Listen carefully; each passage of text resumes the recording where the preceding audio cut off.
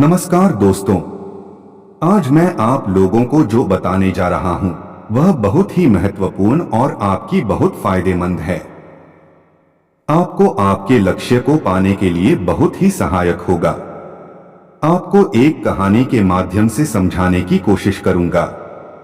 आप लोगों के लिए ऐसे कुछ कहानी लेकर आया हूं जिसे सुनने के बाद आप भी आपकी सपनों को और आपकी कामयाबी की बहुत ही करीब होंगे।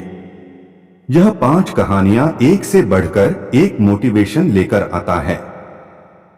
इस प्रकार आपकी जिंदगी में भी यह 5 कहानी आपको सक्सेस होने में मदद करेंगे। अंत का जो कहानी है वह बहुत ही महत्वपूर्ण है, इसलिए वीडियो को स्किप मत कीजिएगा और फर्स्ट से लास्ट तक देखिएगा।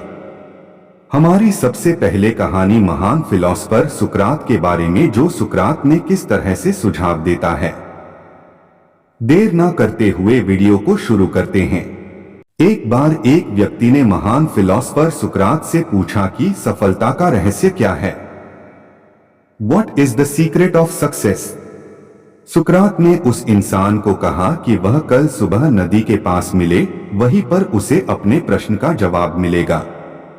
जब दूसरे दिन सुबह वह व्यक्ति नदी के पास मिला तो सुकरात ने उसको नदी में उतरकर नदी गहराई की गहराई मापने के लिए कहा। वह व्यक्ति नदी में उतरकर आगे की तरफ जाने लगा। जैसे ही पानी उस व्यक्ति के नाक तक पहुंचा, पीछे से सुकरात ने आकर अचानक से उसका मुंह पानी में डुबो दिया। वह व्यक्ति बाहर निकलने के लिए झटपटाने लगा, कोशिश करने लगा, लेकिन सुकरात थोड़े ज्यादा स्ट्रॉन्ग थे। सुकरात ने उसे काफी देर तक पानी में डुबोए रखा। कुछ समय बाद सुकरात ने उसे छोड़ दिया और उस व्यक्ति ने जल्दी से अपना मुंह पानी से बाहर निकालकर जल्दी जल्दी सांस ली। सुकरात ने उस व्यक्ति से पूछा, जब तुम पानी में थे तो तुम क्या चाहते थे? व्यक्ति ने कहा, जल्दी से बाहर निकलकर सांस लेना चाहता था। सुकरात ने कहा, यही तुम्हारे प्रश्न का उत्तर है। जब तुम सफलता को उतनी ही तीव्र इच्छा से चाहोगे जितनी तीव्र इच्छा से तुम सांस लेना चाहते हैं, तो तुम्हें सफलता निश्चित रूप से मिल जाएगी। हम शुरू करते हैं दूसरी कहानी, और यह कहानी है अभ्यास के महत्व के ऊपर। इस कहानी में प्राचीन काल के उदाहरण विद्यार्थियों को लेकर एक बहुत ही बढ़िया कहानी प्रस्तुत किया गया है। आपको हमारे वीडियो अच्छा लगा हो तो वीडियो को लाइक करके अपने दोस्तों में शेयर जरूर कर दीजिएगा। प्राचीन समय में विद्यार्थी गुरुकुल में रहकर ही पढ़ा करते थे। बच्चे को शिक्षा ग्रहण करने के लिए गुरुकुल में भेजा जाता था। बच्चे गुरुकुल में गुरु के सानिध्य में आश्रम की देखभाल किया करते थे और अध्ययन भी किया करते थे। वरदराज को भी सभी की तरह गुरुकुल भेज दिया गया। वहां आश्रम में अपने साथियों के साथ घुलने मिलने लगा, लेकिन वह पढ़ने में बहुत ही कमजोर था। गुरुजी की कोई भी बात उसके बहुत कम समझ में आती थी। इस कारण सभी के बीच वह उपहास का कारण बनता है। उसके सारे साथी अगली कक्षा में चले गए, लेकिन वो आगे नहीं बढ़ पाया। गुरुजी जी ने भी आखिर हार मानकर उसे बोला, बेटा वरदराज, मैंने सारे प्रयास करके देख लिए हैं। अब यही उचित होगा कि तुम यहाँ अपना समय बर्बाद मत करो। अपने घर चले जाओ और घर वालों की काम में मदद करो। वरदराज ने भी सोचा कि शायद विद्या मेरी किस्मत में नहीं है, और भारी मन से गुरुकुल से घर के लिए निकल गया। दोपहर का समय था। रास्ते में उसे प्यास लगने लगी। इधर उधर देखने पर उसने पाया कि थोड़ी दूर पर ही कुछ महिलाएं कुएं से पानी भर रही थी। वह कुएं के पास गया। वहां पत्थरों पर रस्सी के आने जाने से निशान बने हुए थे, तो उसने महिलाओं से पूछा, यह निशान आपने कैसे बनाए? तो एक महिला ने जवाब दिया, बेटे, यह निशान हमने नहीं बनाए। यह तो पानी खींचते समय इस कोमल रस्सी के बार बार आने जाने से ठोस पत्थर पर भी ऐसे निशान बन गए हैं। वरदराज सोच में पड़ गया। उसने विचार किया कि जब एक कोमल से रस्सी के बार बार आने जाने से एक ठोस पत्थर पर गहरे निशान बन सकते हैं, तो निरंतर अभ्यास से मैं विद्या ग्रहण क्यों नहीं कर सकता। वरदराज ढेर सारे उत्साह के साथ वापस गुरुकुल आया और अथक कड़ी मेहनत की। गुरुजी ने भी खुश होकर भरपूर सहयोग किया। कुछ ही सालों बाद यही मंदबुद्धि बालक वरदराज आगे चलकर संस्कृत व्याकरण का महान विद्वान बना, जिसने लघु सिद्धांत कौमुदी, मध्य सिद्धांत कौमुदी, सार सिद्धांत कौमुदी, गीर्वाण पद्मंजरी की रचना की। दोस्तों, अभ्यास की शक्ति का तो कहना ही क्या है। यह आपके हर सपने को पूरा करेगी। अभ्यास बहुत जरूरी है, चाहे वो खेल में हो या पढ़ाई में या किसी और चीज में। बिना अभ्यास के आप सफल नहीं हो सकते हो। अगर आप बिना अभ्यास के केवल किस्मत के भरोसे बैठे रहोगे तो आखिर में आपको पछतावे के सिवा और कुछ हाथ नहीं लगेगा। इसलिए अभ्यास के साथ धैर्य, परिश्रम और लगन रखकर आप अपनी मंजिल को पाने के लिए जुट जाएं। हम आगे बढ़ते हैं तीसरी कहानी की ओर और यह कहानी है जीत और जुनून के ऊपर। हम इससे भी कुछ समझने की कोशिश करते हैं। ओलंपिक में भारत को गोल्ड मेडल मिलने से हर भारतवासी खुशी से झूम उठा। बिंद्रा की जिद और जुनून ने उन्हें इस मुकाम पर पहुंचाया है। बैंकॉक में हुए वर्ल्ड शूटिंग चैंपियनशिप में बिंद्रा की टीममेट रही इंटरनेशनल शूटर श्वेता चौधरी ने कहा कि बिंद्रा ने जो कहा वह कर दिखाया। श्वेता मामूली अंतर से ओलंपिक टीम में जगह बनाने में नाकाम रही। श्वेता ने बताया कि बिंद्रा ओलंपिक गोल्ड के लिए पिछले 4 साल से अनवरत मेहनत कर रहे थे। बिंद्रा ने जो कहा वह कर दिखाया। ऐसे बदली दुनिया। श्वेता बताती हैं कि एथेंस ओलंपिक के बाद अभिनव के व्यवहार में चेंज आया। एथेंस ओलंपिक में पदक हासिल न करने के बाद ही उन्होंने निश्चय कर लिया था कि वह अगला मौका नहीं गंवाएंगे। एक स्मरण सुनाते हुए श्वेता ने कहा कि बैंकॉक में वर्ल्ड चैंपियनशिप के दौरान जब भारतीय टीम के अन्य शूटर शाम को शहर घूमने गए थे, बिंद्रा जिम में एक्सरसाइज कर रहे थे। शायद अभिनव को एथेंस ओलंपिक में पदक नहीं जीतने का सदमा ऐसा लगा कि उनके व्यवहार में काफी परिवर्तन आ गया। उसके बाद से वह रिजर्व रहने लगे। इसके पहले वह साथियों के बीच आकर हंसी मजाक करते थे। इसके बाद वह लगातार विदेशों में जाकर प्रैक्टिस करते रहे। अभिनव बिंद्रा, जिद और जुनून ने दिलाया गोल्ड। श्वेता ने बताया कि बिंद्रा ने स्वयं ही अपने लिए प्राइवेट कोच, पैथोलॉजिस्ट व फिजियो नियुक्त किया था।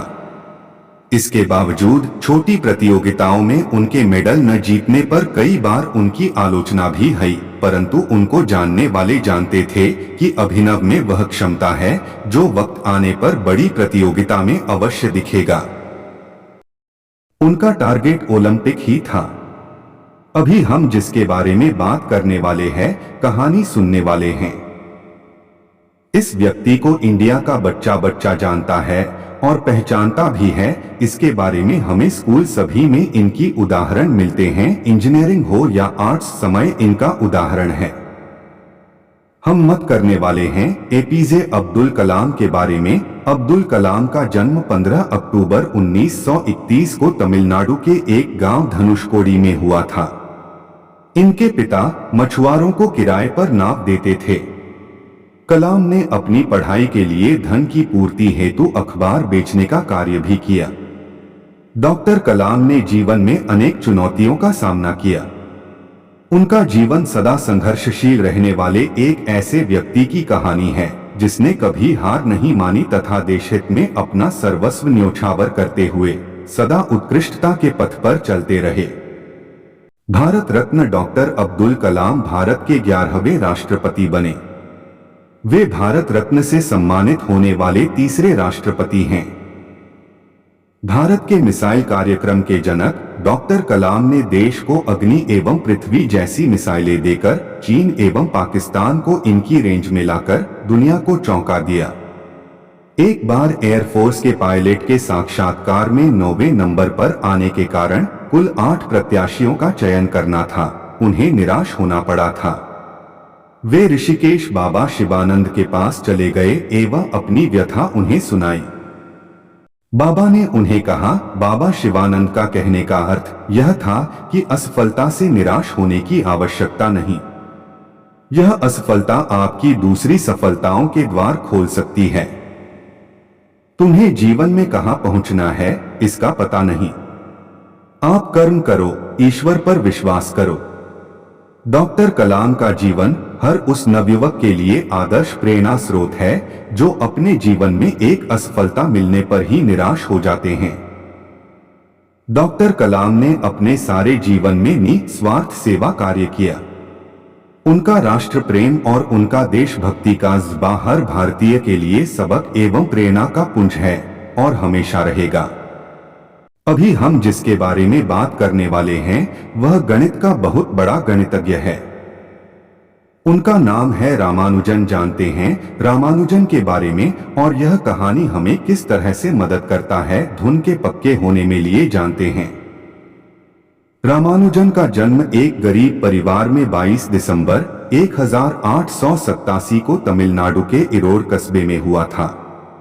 उनके पिता एक साड़ी की दुकान पर क्लर्क का काम करते थे।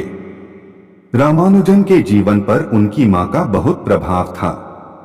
जब वे 11 वर्ष के थे तो उन्होंने एस.एल. लोनी द्वारा लिखित गणित की किताब की पूरी मास्टरी कर ली थी। गणित का ज्ञान तो जैसे उन्हें ईश्वर के यहां से ही मिला था। 14 वर्ष की उम्र में उन्हें मेरिट सर्टिफिकेट्स एवं कई अवार्ड मिले।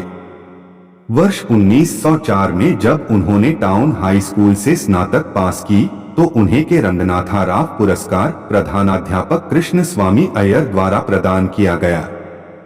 वर्ष 1909 में उनकी शादी हुई। उसके बाद वर्ष 1910 में उनका एक ऑपरेशन हुआ। घर वालों के पास उनके ऑपरेशन हेतु पर्याप्त राशि नहीं थी। एक डॉक्टर ने उनका मुफ्त में यह ऑपरेशन किया था। इस ऑपरेशन के बाद रामानुजन नौकरी की तलाश में जुट गए। वे मद्रास में जगह जगह नौकरी के लिए घूमे। इसके लिए उन्होंने ट्यूशन भी किए। वे पुनः बीमार पड़ गए। इसी बीच वे गणित में अपना कार्य करते रहे। ठीक होने के बाद उनका संपर्क नेल्लौर के जिला कलेक्टर रामचंद्र राव से हुआ। वह रामानुजन के गणित में कार्य से बेहद प्रभावित हुए। उन्होंने रामानुजन की आर्थिक मदद भी की। वर्ष 1912 में उन्हें मद्रास में चीफ अकाउंटेंट के ऑफिस में क्लर्क की नौकरी भी मिल गई। वे ऑफिस का कार्य जल्दी पूरा करने के बाद गणित का रिसर्च करते रहते। इसके बाद वे इंग्लैंड चले गए। वहां उनके कार्य को खूब प्रशंसा मिली। उनके गणित के अनूठे ज्ञान को खूब सराहना मिली। वर्ष 1918 में उन्हें ट्रिनिटी कॉलेज कैम्ब्रिज का fellow of Trinity college Cambridge चुना गया। वह पहले भारतीय थे जिन्हें इस सम्मान पोजीशन के लिए चुना गया। बहुत मेहनती एवं धुन के पक्के थे। कोई भी विषम परिस्थिति, आर्थिक कठिनाइयां, बीमारी एवं अन्य परेशानियां उन्हें अपनी धुन से नहीं डिगा सकी। वे अंततः सफल हुए। आज उन्हें विश्व के महान गणितज्ञों में शुमार किया जाता है। 32 वर्ष की छोटी उम्र में ही इस प्रतिभाशाली व्यक्ति का देहावसान हो गया। दुनिया ने एक महान गणितज्ञ को खो दिया। आपको हमारे वीडियो कैसा लगा? वीडियो अच्छा लगा हो तो वीडियो को लाइक करके अपने दोस्तों को शेयर जरूर कर दीजिएगा। चैनल में नए हैं तो चैनल को सब्सक्राइब कर लीजिएगा। अगर एक्सप्लेन करने में कहीं गलती हो गया हो तो कमेंट बॉक्स में कमेंट करके जरूर बताइएगा। मिलते हैं अगले वीडियो पर अच्छा सा टॉपिक लेकर।